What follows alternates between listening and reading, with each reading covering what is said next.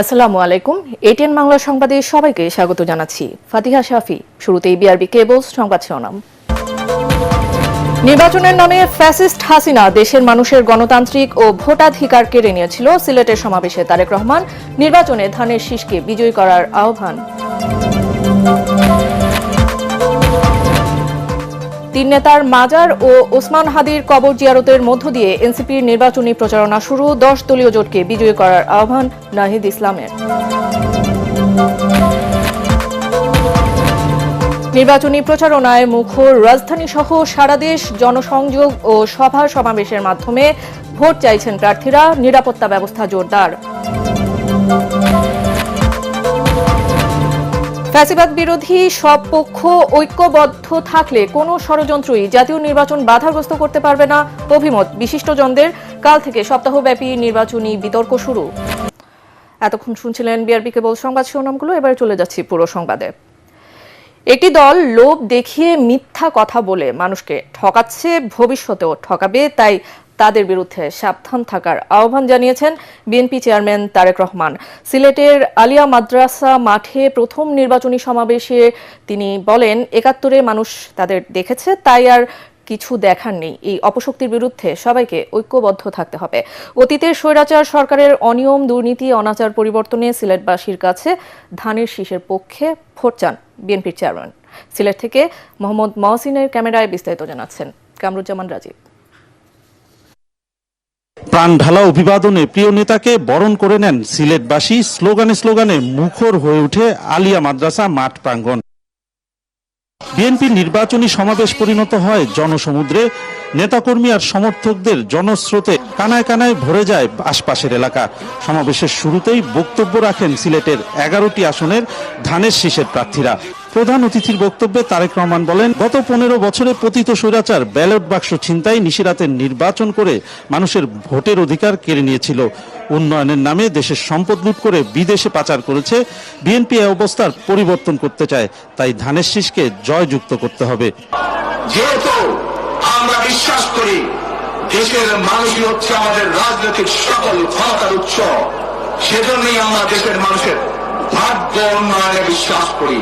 এবং সংক্ষেপে আপনাদের সাথে যে কথা বললাম, শুধু ভোট এবং কথা বলার অধিকার না, বিএনপি চায় আপনাদের দেশের মানুষকে অর্থনৈতিকভাবে স্বাবলম্বী করে দিতে, দেশের নারী সমাজকে, মা বোনদেরকে, দেশের যুব সমাজকে, দেশের প্রত্যেকটি কৃষক সহ প্রত্যেকটি শ্রেণী পেশার মানুষকে বাংলা বিএনপি চায় আগামী দিনে ইনশাআল্লাহ সরকার গঠন করে প্রত্যেকটি মানুষকে স্বাবলম্বী করে গড়ে তুলবে। তারেক রহমান অভিযোগ করেন, বহু মানুষের ত্যাগের বিনিময়ে দেশকে এগিয়ে নেওয়ার চেষ্টা চলছে, কিন্তু কিছু মানুষ দেশের বিরুদ্ধে, নির্বাচনের বিরুদ্ধে ষড়যন্ত্র করছে। তাদেরকে ঐক্যবদ্ধভাবে প্রতিহত করতে হবে। একটি কুচক্রী মহল এর ভিতরে ষড়যন্ত্র শুরু করে দিয়েছে।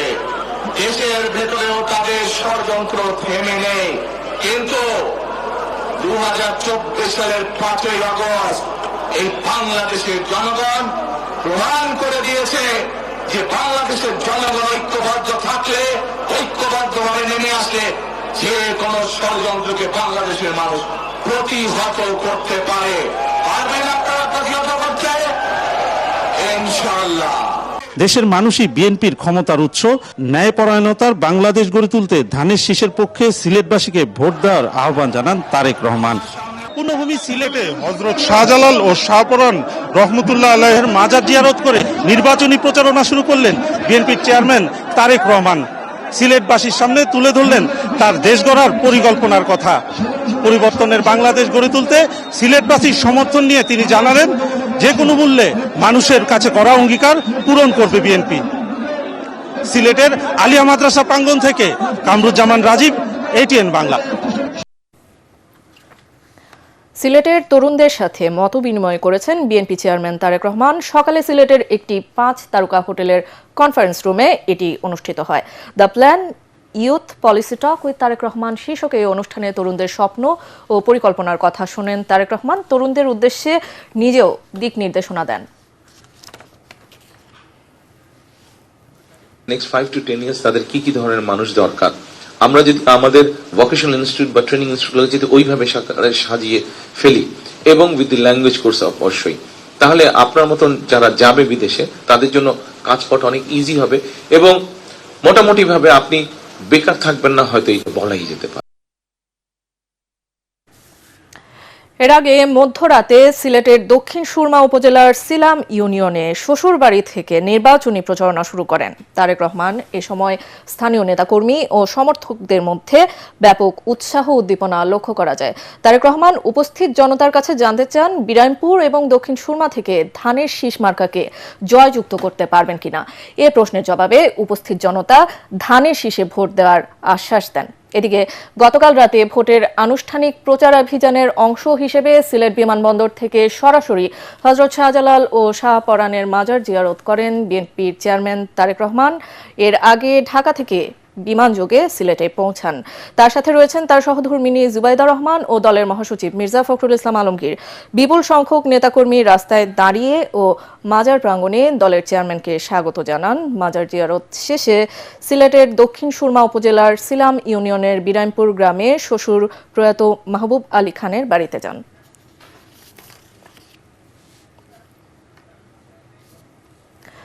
ত্রয়োদশ জাতীয় সংসদ নির্বাচনের আনুষ্ঠানিক প্রচারণা শুরু করেছে এনসিপি। ঢাকা বিশ্ববিদ্যালয় এলাকায় ৩ নেতার মাজার ও শহীদ ওসমান হাদির কবর জিয়ারতের মাধ্যমে আনুষ্ঠানিক প্রচারণা শুরু করে দলটি। এ সময় এনসিপি আহ্বায়ক নাহিদ ইসলাম বলেন, এই নির্বাচনী যাত্রার মধ্য দিয়ে আধিপত্য বিরোধী যাত্রা শুরু হলো। এবারের নির্বাচন হবে চাঁদাবাজ মাফিয়াদের বিরুদ্ধে নির্বাচন। রিপোর্ট করছেন ইয়াসিন রানা। ত্রয়োদশ জাতীয় নির্বাচনের আনুষ্ঠানিক প্রচারণা শুরুতেই ঢাকা বিশ্ববিদ্যালয় এলাকায় ৩ নেতার মাজার জিয়ারত করে গণঅভ্যুত্থানে নেতৃত্ব দেয়া তরুণদের দল এনসিপি। কেন্দ্রীয় নেতৃবৃন্দ ও এমপি প্রার্থীদের নিয়ে মাজারে দোয়া ও মোনাজাতে অংশ নেন দলের আহ্বায়ক নাহিদ ইসলাম। জিয়ারত শেষে গণমাধ্যমের সাথে কথা বলেন এনসিপি নেতারা। এ সময় নাসিরউদ্দিন পাটোয়ারি বলেন, এই নির্বাচনের মাধ্যমে নতুন বাংলাদেশের যাত্রা শুরু হবে। সংস্কার, বিচার এবং একটি সুষ্ঠু নির্বাচন এই সময়ের আমাদের সবচেয়ে জোর দাবি। এই নির্বাচন প্রক্রিয়ার মধ্য দিয়ে একটি বাংলাদেশে আমরা নতুন বাংলাদেশে যাত্রা শুরু করব। দলের আহ্বায়ক নাহিদ ইসলাম বলেন, এই নির্বাচনে জনগণের আশা আকাঙ্ক্ষা পূরণ করবে তরুণদের এই দল। 24-এর গণঅভ্যুত্থানের পরেও আমরা বাংলাদেশে নতুন করে গণতন্ত্রের ভিত্তি স্থাপন করছি এই নির্বাচনের মধ্য দিয়ে। গণভোটে হ্যাঁর মাধ্যমে সংস্কারের যাত্রাকে অব্যাহত রাখুন। চাঁদাবাজদের বিরুদ্ধে ভোট দিতে জনগণের প্রতি আহ্বান জানান নাহিদ। জাতীয় নাগরিক পার্টি এনসিপির সারা দেশে যেই 30 জন প্রার্থী রয়েছে, সেই 30 জন প্রার্থীকে শাপলা কলি মার্কায় বিজয়ী করে সংসদে পাঠান। অত্র এলাকার দুর্নীতি, চাঁদাবাজ এবং সন্ত্রাস যাকে ভয় করে এই এলাকার মানুষ কোনো কথা বলতে পারে না এতদিন, নতুন মাফিয়া এসেছে এই ঢাকা এলাকায়, সেই নতুন মাফিয়াদের বিরুদ্ধে, নতুন জমিদারদের বিরুদ্ধে নাসিরউদ্দিন পাটোয়ারি দলীয় ঐক্যজোটের পক্ষ থেকে তার কথা বলে যাচ্ছেন, ভোট চেয়ে যাচ্ছেন। এরপর শহীদ ওসমান হাদির কবর জিয়ারত করে এনসিপি নেতারা। কবর জিয়ারত শেষে দলের প্রতীক শাপলাকলির মিছিল নিয়ে শাহবাগ হয়ে মতিঝিল গিয়ে শেষ হয়। ইয়াসিন রানা, এটিএন বাংলা, ঢাকা।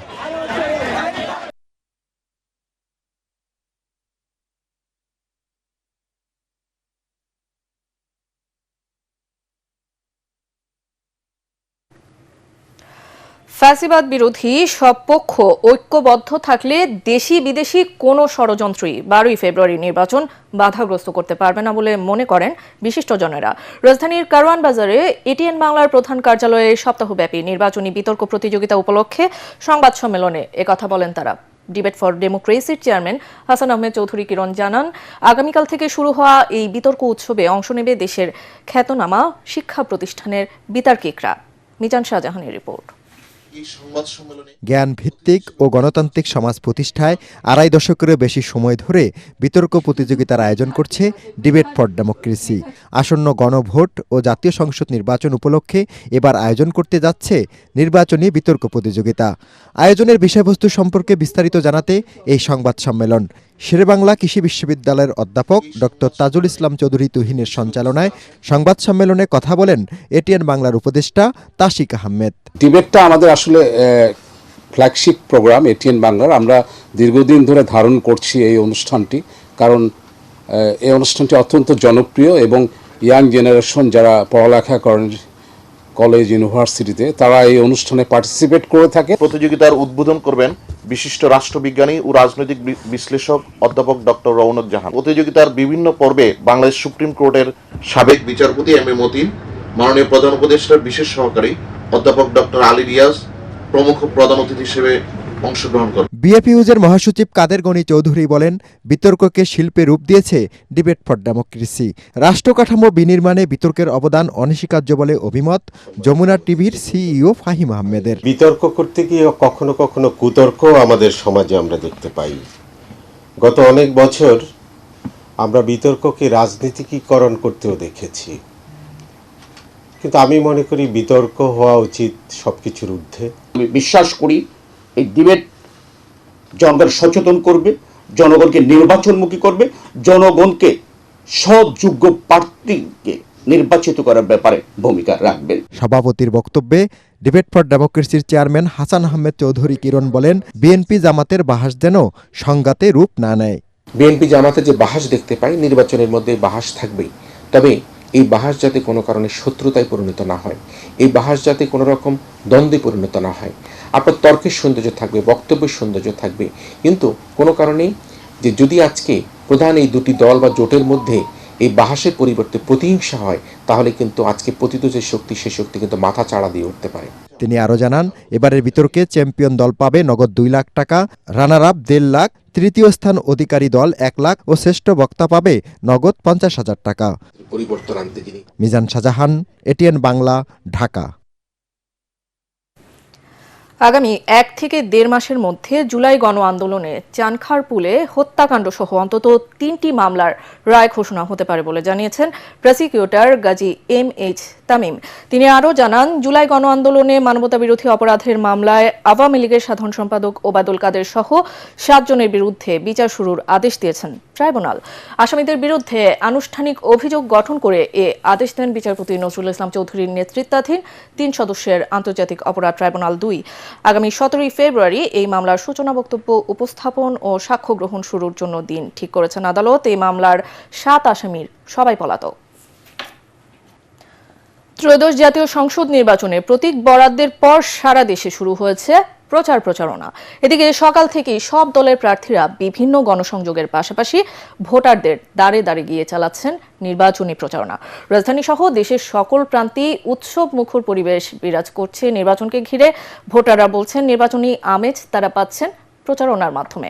প্রতিনিধিদের পাঠানো তথ্যে আরও জানাচ্ছেন জামিল হাসান শান্ত।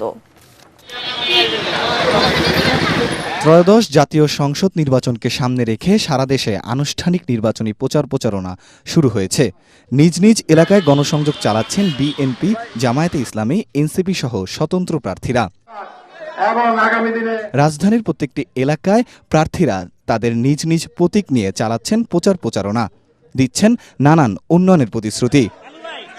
মাদক এবং সন্ত্রাস নির্মূলের পাশাপাশি এলাকায় সার্বিক উন্নয়নের কাজ করার আশ্বাস দিয়ে প্রচার শুরু করেছেন বিএনপির স্থায়ী কমিটির সদস্য ও 8 আসনের বিএনপি প্রার্থী মির্জা আব্বাস।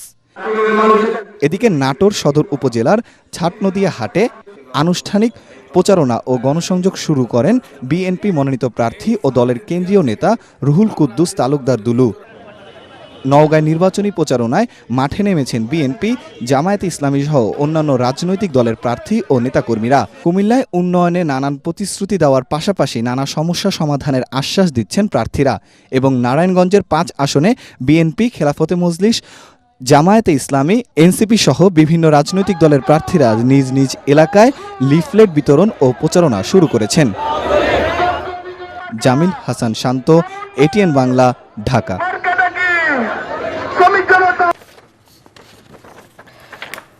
মিরপুর 10-এর আদর্শ স্কুল মাঠে বাংলাদেশ জামায়াতে ইসলামী ঢাকা 15 আসনের উদ্যোগ নির্বাচনী জনসভার আয়োজন করেছে। এই সমাবেশকে কেন্দ্র করে মানুষের ঢল নেমেছে আদর্শ স্কুল মাঠে। এই জনসভায় প্রধান অতিথি হিসেবে উপস্থিত থাকবেন বাংলাদেশ জামায়াতে ইসলামীর আমির ডাক্তার শফিকুর রহমান। দুপুর 3টার বক্তব্য রাখবেন আমিরে জামায়াত। এছাড়াও 10 দলীয় নেতৃবৃন্দ এই সমাবেশে উপস্থিত থাকবেন। বক্তব্য রাখবেন আমিরে জামায়াত। আগামীকাল সকালে পঞ্চগড় থেকে সারা দেশব্যাপী নির্বাচনী সফর শুরু করবেন ডাক্তার শফিকুর রহমান। রাজধানী ঢাকা থেকে দূরত্ব প্রায় গাজীপুরের মতোই, মাত্র 32 কিলোমিটার। আছে পদ্মা, ইছামতি, কালীগঙ্গার মতো সমৃদ্ধ নদীপথ। তবুও জনপ্রতিনিধিদের অবহেলায় পর্যটন এবং শিল্পায়নের জন্য আদর্শ স্থান দোহার নবাবগঞ্জে গড়ে ওঠেনি শিল্প কারখানা। নেই গ্যাস, ভালো মানের হাসপাতাল। শিক্ষাক্ষেত্রে প্রয়োজন ব্যাপক উন্নতির। শুধু আশ্বাস নয়, নদী রক্ষা, যোগাযোগ ব্যবস্থার উন্নয়ন করে ঢাকা 1 আসনের বাসিন্দাদের দীর্ঘদিনের দুর্দশা ঘোচাতে কাজ করবেন জনপ্রতিনিধিরা, এমনটাই চাওয়া ভোটারদের। আর ভোটারদের প্রত্যাশা পূরণে নানা প্রতিশ্রুতি দিয়ে সমর্থন আদায় করতে চাইছেন প্রার্থীরা। দোহার নবাবগঞ্জের ভোটের খবর জানাচ্ছেন মুশফিকুর রহমান। ঢাকার শহর থেকে মাত্র ৩২ কিলোমিটার দূরে ঐতিহ্য, সংস্কৃতি এবং ধর্মীয় সম্প্রীতির এক অনন্য জনপদ নবাবগঞ্জ দোহার উপজেলা। 3টি নদী দ্বারা বেষ্টিত অপার সম্ভাবনাময় ঢাকা 1 আসনে রাজনৈতিক সদিচ্ছার অভাবে এখনও গ্যাস আসেনি, গড়ে ওঠেনি শিল্প কারখানা। দৃষ্টিনন্দন নানা স্থাপনা ও দর্শনীয় স্থান থাকলেও পর্যটন কেন্দ্র নিয়ে নেই তেমন কোনো পরিকল্পনা। দৈন্যদশা খেটে খাওয়া মানুষের। সারটা ঠিক মতন পাই, দাম অতিরিক্ত। সুন্দরভাবে করতে হবে সবাই। সংসার চালানো খুব কষ্ট, মানে চলে আর কি, মানে ওই যে যতটুক না হইলে হয় না। এই আসনের বিপুল সংখ্যক মানুষ প্রবাসী। দেশের জন্য নিয়মিত রেমিট্যান্স পাঠালেও ভালো মানের স্বাস্থ্য কমপ্লেক্স না থাকায় তাদের পরিবারের স্বাস্থ্য সুরক্ষা হুমকির মুখে। একটু জটিল রোগ হলেই ছুটতে হয় ঢাকায়। প্রকৃত শিক্ষিত করতে হয় তাহলে অবশ্যই এখানে একটা পাবলিক বিশ্ববিদ্যালয় এবং চিকিৎসা ব্যবস্থার উন্নতি ঘটাতে হলে অবশ্যই এখানে অত্যাধুনিক একটা হসপিটাল এই অঞ্চলের জন্য অবশ্যই দরকার। আমরা এমন একটা লোক চাই যে তার কথার সাথে কাজের সাথে মিল থাকবে। এলাকার মানুষের ভাগ্য পরিবর্তনে নানা পরিকল্পনার কথা জানান ঢাকা 1 আসনের জামায়াতের প্রার্থী ব্যারিস্টার নজরুল ইসলাম। দোহার নবাবগঞ্জকে একটি আধুনিক, একটি স্যাটেলাইট, একটা ডিজিটাল নগর হিসেবে গড়ে তুলব, যেখানে সমস্ত নাগরিক সুযোগ সুবিধাগুলোকে নিশ্চিত করা হবে। অন্যদিকে নির্বাচিত না হলেও দোহার নবাবগঞ্জবাসীর সুখে দুঃখে সঙ্গী হবার কথা জানান বিএনপি মনোনীত প্রার্থী খন্দকার আবু আশফাক। উন্নত মানের কোনো হাসপাতাল এখানে নাই। এই দোহার নবাবগঞ্জে আধুনিক হাসপাতাল সব মেডিকেল কলেজ স্থাপন করার চিন্তা ভাবনা মাথায় আছে। ঢাকা জেলার গুরুত্বপূর্ণ এই এলাকার মানুষ আর বাতির নিচে অন্ধকারে থাকতে চায় না। পদ্মা, ইছামতি এবং কালীগঙ্গা বেষ্টিত ঢাকা 1 আসনটি শিল্প কারখানা এবং পর্যটনের জন্য অপার সম্ভাবনাময় হলেও জনপ্রতিনিধিদের অবহেলায় তেমন কোনো উন্নয়নের ছোঁয়া লাগেনি এখানে। নেই গ্যাস সুবিধা, বেহাল দশা স্বাস্থ্যসেবার। তাই নির্বাচনকে সামনে রেখে শুধু আশ্বাস নয়, জনপ্রতিনিধিরা এই এলাকার মানুষের নাগরিক সুবিধা নিশ্চিত করবে, এমনটাই চাওয়া সাধারণ ভোটারদের। মুশফিকুর রহমান, এটিএন বাংলা, নবাবগঞ্জ, ঢাকা। জমে উঠেছে ময়মনসিংহ 4 সদর আসনের নির্বাচনী আমেজ। ধানের শীষের প্রার্থী আবু ওয়াহাব আকন্দ ও দাড়িপাল্লার প্রার্থী কামরুল আহসান এমরুলের মধ্যে হাড্ডাহাড্ডি লড়াই হবে বলে মনে করছেন ভোটাররা। তাদের প্রত্যাশা নাগরিক সুবিধা নিশ্চিত করে যানজট মুক্ত ও পরিচ্ছন্ন ময়মনসিংহ নগরী গড়ে তুলতে কাজ করবেন এমপি প্রার্থীরা। বিস্তারিত ইয়াসিন রানার রিপোর্টে। ব্রহ্মপুত্র নদের এক পাশে সিটি কর্পোরেশন আর অন্য পাশে বেশ কয়েকটি ইউনিয়ন নিয়ে গঠিত ময়মনসিংহ 4 আসন। শহরে নাগরিকদের সকল সুযোগ সুবিধা থাকলেও নদীর অন্য পারে বাসিন্দারা তা থেকে বঞ্চিত। এই আসনের মূল সমস্যা শহর জুড়ে অটোরিকশার দৌরাত্ম্য, যানজট, মাদক, নদী সংলগ্ন ইউনিয়নগুলোর যাতায়াত ব্যবস্থা। ভোটার হিসাবে দেখতে চাই সৎ, দক্ষ, যোগ্য একজন প্রার্থী, যিনি এই নগরের উন্নয়নে যিনি অক্লান্ত পরিশ্রম করে আমাদেরকে একটা সুখময় একটা জীবন দিবেন। আমাদের এই অঞ্চলের দৃশ্যমান কোনো উন্নতি হয় না। একটা বিভাগীয় শহর হওয়ার কারণে আপনি দেখবেন যে আমাদের রাস্তাঘাটগুলো যে প্রশস্ত হওয়ার কথা, রাস্তাঘাটগুলো সেরকম প্রশস্ত নয়, যার কারণে শহরে যানজট লেগে আছে। উন্নত বিষয়ে দেখা যায় যে পার্ট টাইম চাকরির ব্যবস্থা রয়েছে, কিন্তু আমাদের বাংলাদেশ বা ময়মনসিংহ অঞ্চলে পার্ট টাইম ব্যবস্থা নেই। ভোটাররা বলছেন এই আসনে মূল প্রতিদ্বন্দ্বিতা হবে বিএনপি ও জামায়াতের প্রার্থীর মধ্যে। আমরা এখানে দাড়িপাল্লার প্রার্থী কামরুল আহসান এমরুল বলেন, জনগণ এবার পরিবর্তন চায়, চাঁদাবাজ ও দুর্নীতিমুক্ত দেশ চায়। আসলে জনগণ এখন এই 54 বছরের যে পুরাতন বন্দোবস্ত, এই বন্দোবস্ত থেকে বেরিয়ে আসতে চায়। জনগণ এখন ওপেনই বলে, আমরা রাস্তাঘাটে যাবেন, জনগণ বলে আমরা সবই দেখছি, এখন নতুন কিছু দেখতে চাই। মানে সব দেখছি বলতে জনগণ এখান থেকে বোঝাচ্ছে যে সবার শাসনে আমাদের দেখা হয়েছে, আমরা নতুন বিকল্প দাঁড়িপাল্লাকে আমরা বেছে নেব, এরকম একটা জনগণের আকাঙ্ক্ষা আছে। প্রশাসনের পক্ষ থেকে কিছু আমরা সমস্যা দেখতেছি, বিশেষ করে কোনো কোনো ক্ষেত্রে মনে হচ্ছে প্রশাসন কিছু হেলে যাচ্ছে বা এরকম। অন্যদিকে জনগণের দুর্ভোগ কমিয়ে নাগরিক সেবা নিশ্চিতের প্রতিশ্রুতি দিচ্ছেন ধানের শীষের প্রার্থী আবু ওয়াহাব আকন্দ। সমস্ত মানুষ মুখিয়ে আছে ভোট দেওয়ার জন্য, এবং তারা প্রকাশ্যেই বলে বেড়ায় যে বাংলাদেশের জন্য একটাই মাত্র দল, সেটি হচ্ছে বাংলাদেশ জাতীয়তাবাদী দল বিএনপি। আমরা আশা রাখি আগামী 12ই ফেব্রুয়ারি নির্বাচনে নিজের ভোট নিজে প্রয়োগ করে বিএনপিকে ক্ষমতায় এনে রাষ্ট্র পরিচালনার দায়িত্ব দেবে। এই আসনে জাতীয় পার্টি, ইসলামী আন্দোলন, গণসংহতি আন্দোলন সহ 8 জন প্রার্থী নির্বাচন করছেন। যানজটে নাকাল ময়মনসিংহ শহরের পুরো অংশ। এখানে যারা এমপি হবেন তারা ভবিষ্যতে যেন যানজট এবং মাদকমুক্ত একটি শহর গড়ে তোলার ক্ষেত্রে ভূমিকা রাখেন, এই প্রত্যাশা ভোটারদের। ইয়াসিন রানা, এটিএন বাংলা, ময়মনসিংহ। শিল্পাঞ্চল হলো বন্ধ খুলনার অধিকাংশ শিল্প কারখানা। বারবার রাজনৈতিক প্রতিশ্রুতি মিললেও খোলেনি পাটকলের দরজা। বেড়েছে বেকারত্ব, মাদক ও সন্ত্রাসী কর্মকাণ্ড। নির্বাচিত হলে আধুনিক শিল্পাঞ্চল গড়ে তোলার প্রত্যাশা বিএনপি, জামায়াত ও স্বতন্ত্র প্রার্থীর। খুলনা 3 আসন নিয়ে দেখুন খায়রুল ইসলামের রিপোর্ট। খুলনা সিটি কর্পোরেশনের 1 থেকে 15 ওয়ার্ড এবং দিঘুলিয়া উপজেলার আড়ংঘাটা ও যোগীপোল ইউনিয়ন নিয়ে গঠিত খুলনা 3 আসন। শিল্পের প্রধান এলাকা হলেও বন্ধ প্রায় সব কারখানা। কারখানার এই যন্ত্রপাতি বলে দিচ্ছে কতটা বেহাল অবস্থা শিল্পনগরীর খুলনার। তাদের কাছে চাওয়া পাওয়া একটাই, আমাদের শিল্প কারখানাগুলো এইটাই। আর এই অঞ্চলে বিশেষ করে কৃষক, এই কৃষকের উন্নয়নটা। 3 নং আসন জুড়ে যে বেকারত্ব, ইনশাল্লাহ এগুলো আপনার বেকারত্ব দূর হবে এবং এই সমস্ত মিল কারখানাগুলো ওপেন হবে। কিশোরগঞ্জ যেগুলো এরা উৎপাদ করে অতিরিক্ত বেশি উৎপাদ করে কিশোরগঞ্জ। নির্বাচিত হলে যানজট নিরসন ও বন্ধ কলকারখানা চালুর প্রত্যাশা বিএনপি প্রার্থীর। এই বড় কাজ করতে গেলে আমাদের সবাইকে একটি শক্তিশালী সরকার গঠন করতে হবে। একটি শক্তিশালী সরকার ছাড়া কখনোই এই বড় বড় কাজগুলো করা সম্ভব নয়।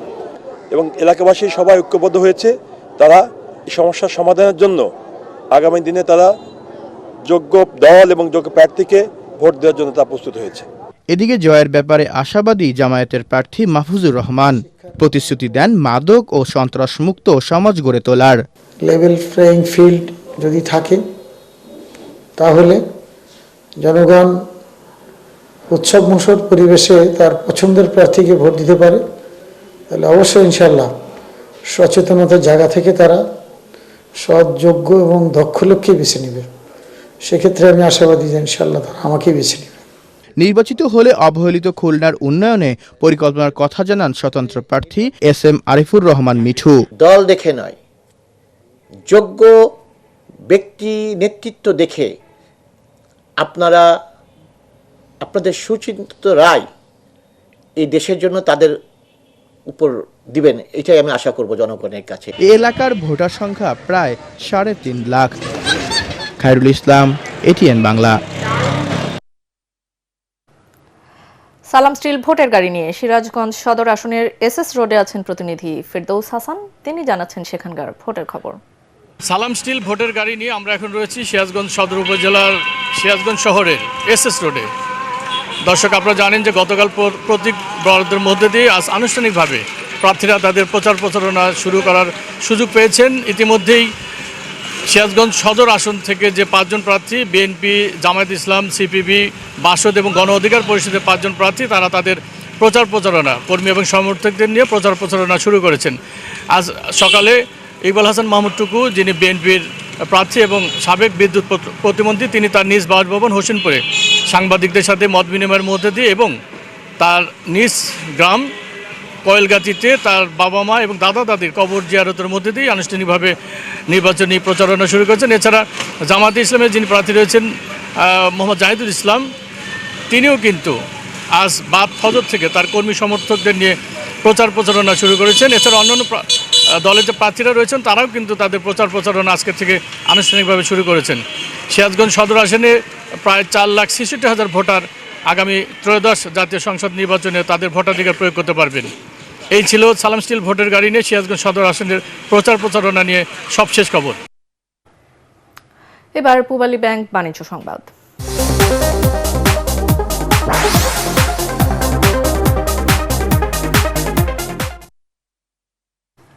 দ্বিতীয়বারের মতো শিক্ষাবৃত্তি দিল আকিজ মনোয়ারা ট্রাস্ট। ঢাকা বিশ্ববিদ্যালয়ের অনার্স প্রথম বর্ষের 2024-25 শিক্ষাবর্ষের মেধাবী ও অসচ্ছল 150 জন নিয়মিত শিক্ষার্থীকে মাসিক 5,000 টাকা করে 1 বছরের জন্য শিক্ষাবৃত্তি দেওয়া হয়।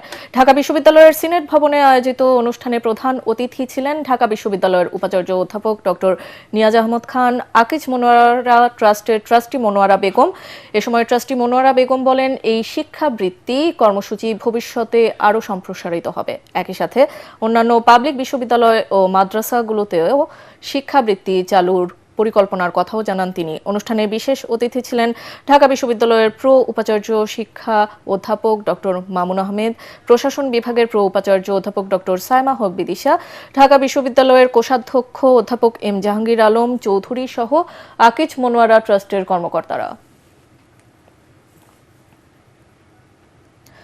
Effect of curcuma biocomfort on gut health শীর্ষক ক্লিনিক্যাল ট্রায়ালে পাওয়া ফলাফল প্রকাশ করা হয়েছে। ঢাকা বিশ্ববিদ্যালয়ের centre for advance research in sciences seminar কক্ষে মাওলানা ভাসানী বিজ্ঞান ও প্রযুক্তি বিশ্ববিদ্যালয়ের food technology and nutritional science বিভাগের উদ্যোগে আয়োজন করা হয়। অনুষ্ঠানে প্রধান অতিথি ছিলেন গোপালগঞ্জ বিজ্ঞান ও প্রযুক্তি বিশ্ববিদ্যালয়ের উপাচার্য অধ্যাপক হোসাইন উদ্দিন শেখর। সভাপতিত্ব করেন মাওলানা ভাসানী বিজ্ঞান ও প্রযুক্তি বিশ্ববিদ্যালয়ের উপাচার্য অধ্যাপক আনোয়ারুল আজিম আখন্দ। এ সময় প্রধান অতিথি জানান, জাপান, ইউএসএ, ইউরোপ সহ সারা বিশ্বই এখন এ ধরনের বিশেষ খাদ্যের মাধ্যমে সুস্থ থাকা ও বিভিন্ন ক্রনিক স্বাস্থ্য সমস্যার ঝুঁকি কমানো যায় তা নিয়ে নিরলসভাবে কাজ করে যাচ্ছেন। এ পর্যায়ে সন্ধানী লাইফ ইন্স্যুরেন্স আন্তর্জাতিক সংবাদ।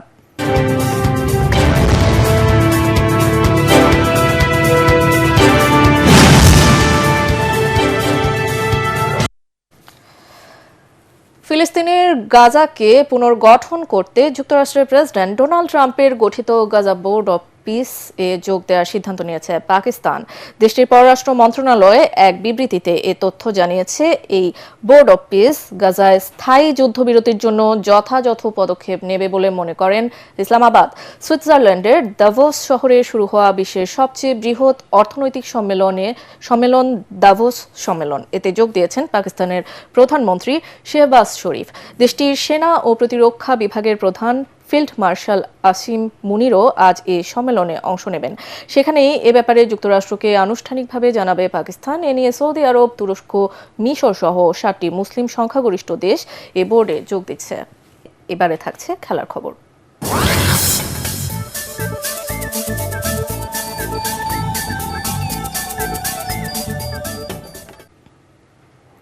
আগামী 12ই ফেব্রুয়ারি অনুষ্ঠিতব্য ত্রয়োদশ জাতীয় সংসদ নির্বাচনে শুধু রাজনৈতিক ব্যক্তিরাই নয়, ভোটের লড়াইয়ে মাঠে নেমেছেন ক্রীড়াঙ্গনের অনেকেই। ঢাকা 16 আসন থেকে ধানের শীষের প্রার্থী হয়েছেন সাফজয়ী গোলরক্ষক আমিনুল হক। তার নির্বাচনী সংযোগে যোগ দিয়েছেন ফুটবল ফেডারেশনের সভাপতি থেকে শুরু করে অনেক সাবেক ফুটবলার। আরও জানাচ্ছেন পরাগ আরমান। নির্বাচন কমিশনের ঘোষণা মতে আজই প্রথম শুরু নির্বাচনী প্রচারণা। ধানের শীষের মনোনীত প্রার্থী ও জাতীয় দলের সাবেক অধিনায়ক আমিনুল হক ঢাকা 16 আসন থেকে নির্বাচনে প্রতিদ্বন্দ্বিতা করছেন। মিরপুর 10 নম্বরের সি ব্লক এলাকায় গ্রিনফিল্ড স্কুল অ্যান্ড কলেজের সামনে থেকে শুরু করেন নির্বাচনী প্রচারণা। এলাকার গণমানুষের স্বতঃস্ফূর্ত সাড়া পেয়ে অভিভূত সবচেয়ে এই গোলকিপার। আমরা বাংলাদেশের মানুষের ভোটের অধিকার নিশ্চিত করার জন্য কাজ করেছি এবং বাংলাদেশের মানুষের মৌলিক যে অধিকার সেই দাবি এবং অধিকারগুলো নিশ্চিত করার জন্য কথা বলছি। ইনশাআল্লাহ আগামীর 12ই ফেব্রুয়ারি আল্লাহর রহমতে জনগণের রায় নিয়ে নির্বাচিত হয়ে এই পরিকল্পনাগুলো পরিপূর্ণভাবে বাস্তবায়ন করব ইনশাআল্লাহ। ত্রয়োদশ সংসদ নির্বাচনে বিএনপি থেকে মোট 28 জন ক্রীড়াবিদ ও সংগঠক মনোনয়ন পেয়েছেন। এছাড়াও ধানের শীষের প্রতীকে নির্বাচন করছেন সাবেক ক্রীড়া সংগঠকদের ছেলেমেয়েরাও। আমিনুলের নির্বাচন প্রচারণায় অংশ নেন সাবেক ফুটবলাররা। সাধারণ জনগণ আশাবাদী ছিল যে এই এলাকা নমিনেশন আমিনুল হকই পাবে। তো জনগণ যেটা চেয়েছে বিএনপি সেটারই উত্তর পজিটিভলি দিয়েছে। ক্রীড়াবিদরা মনে করি উনি 16 আসনের ধানের শীষের প্রার্থী এবং বিজিত হয়ে বাংলাদেশের জনমানুষের উন্নয়নের কাজ করে যাবেন। নির্বাচন প্রচারণায় যোগ দিয়ে আমিনুলের সতীর্থরা আশাবাদী। তারা জানান, আমিনুল জয়ী হলে আর বিএনপি সরকার গঠন করতে পারলে এদেশের ক্রীড়াঙ্গনে গুণগত পরিবর্তন আসবে। স্পোর্টস নিয়ে এটা খুবই অসাধারণ এবং এটা যদি বাস্তবায়ন করতে পারে আমি মনে হয় যে বাংলাদেশের ক্রীড়াঙ্গন অনেক এগিয়ে যাবে। ইনশাল্লাহ আমরা আশা রাখি। আর কোনো আল্লাহর রহমতে কোনো ব্ল্যাক সাইড নাই, কোনো ইয়া নাই, সব কিছুই ক্লিন আর কি। আমিনুল এখান থেকে অনেক প্লেয়ার বাছাই করে দেখা গেছে যে ওদেরকে ভালো ভালো জায়গায় আমাদের সিটি ক্লাবে ওখানে ট্রেনিং করার সুযোগ সুবিধা করে দিতেছে। শুধু বিএনপি নয়, এই দলের বাইরে উদ্বোধন ক্রীড়া সংগঠক এবার জাতীয় সংসদ নির্বাচনে প্রতিদ্বন্দ্বিতা করছেন। খেলাধুলার মতো রাজনৈতিক মঞ্চেও তারা বাজিমাত করতে চান। পরাগ আরমান, এটিএন বাংলা, ঢাকা। কঠিন সময় পার করছে বাংলাদেশ ক্রিকেট। এর মধ্যে সবচেয়ে কঠিন পরিস্থিতি তৈরি হয়েছে টি-20 বিশ্বকাপকে ঘিরে। এবার টি-20 বিশ্বকাপে অংশগ্রহণের বিষয়ে ক্রিকেটারদের সাথে বৈঠকে বসতে চলেছেন ক্রীড়া উপদেষ্টা আসিফ নজরুল। এর আগে আইসিসি বাংলাদেশকে জানায় মুস্তাফিজুর রহমানকে আইপিএল থেকে বাদ দেওয়া বিচ্ছিন্ন ঘটনা এবং এ কারণে ভারতে গিয়ে বিশ্বকাপ খেলতে না চাওয়া অযৌক্তিক। এমন পরিস্থিতিতে আইসিসি দফায় দফায় বৈঠকের পর 21শে জানুয়ারি জানিয়েছে 22শে জানুয়ারির মধ্যে ভারতে খেলার সিদ্ধান্তে না এলে বাংলাদেশকে ছাড়াই মাঠে গড়াবে বিশ্বকাপ। আইসিসির কাছ থেকে এই বার্তা পাওয়ার পর বিসিবি সভাপতি আমিনুল ইসলাম বুলবুল ক্রীড়া উপদেষ্টার সঙ্গে সাক্ষাৎ করেন। আজ বিকেলের আগে বিশ্বকাপ দলে থাকা ক্রিকেটারদের সঙ্গে বৈঠকে বসবেন আসিফ নজরুল। ভারতে খেলতে যাওয়া নিয়ে সেখানে ক্রিকেটারদের মতামত চাওয়া হতে পারে। সংবাদ শেষ করছি, তার আগে বিআরবি কেবল সংবাদ শিরোনামগুলো আরও একবার। নির্বাচনের নামে ফ্যাসিস্ট হাসিনা দেশের মানুষের গণতান্ত্রিক ও ভোটাধিকার কেড়ে নিয়েছিল। সিলেটের সমাবেশে তারেক রহমান। নির্বাচনে ধানের শীষকে বিজয়ী করার আহ্বান। 3 নেতার মাজার ও ওসমান হাদির কবর জিয়ারতের মধ্য দিয়ে এনসিপির নির্বাচনী প্রচারণা শুরু। 10 দলীয় জোটকে বিজয়ী করার আহ্বান নাহিদ ইসলামের। নির্বাচনী প্রচারণায় মুখর রাজধানী সহ সারা দেশ জনসংযোগ ও সভা সমাবেশের মাধ্যমে ভোট চাইছেন প্রার্থীরা। নিরাপত্তা ব্যবস্থা জোরদার।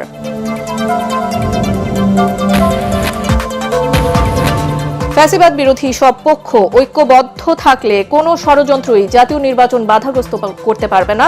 অভিমত বিশিষ্টজনদের। কাল থেকে সপ্তাহব্যাপী নির্বাচনী বিতর্ক শুরু। আর এই ছিল এখনকার মতো। রইল পরবর্তী সংবাদ দেখার আমন্ত্রণ। এটিএন বাংলা সংবাদ ইউটিউবে দেখতে ব্রাউজ করুন youtube/ATN Bangla News। ধন্যবাদ।